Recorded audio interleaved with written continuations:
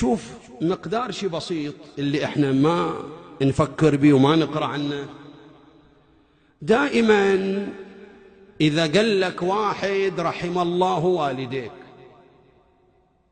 تدري شي يسوي بوالديك هذا؟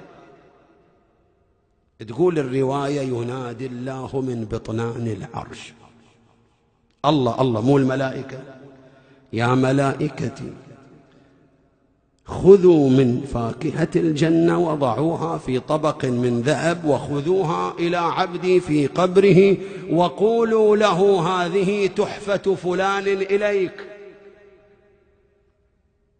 هذه قيمة رحم الله والديك. وهذه كلمة بسيطة أنا وأنت نقول على بعضنا البعض، لكن أنت لو تتصدق نيابة عنهما شنو مقدارها؟ وإذا تقرأ الفاتحة لهما شنو مقدارها؟ إذا تزور نيابة عنهم شنو مقدارها؟ إذا تسوي أعمال صالحة لهم شنو مقدارها؟ إذا بس رحم الله والديك يصير استنفار في عالم السماء، يودوا لهم فاكهة من الجنة يقولوا له هذه تحفة فلان.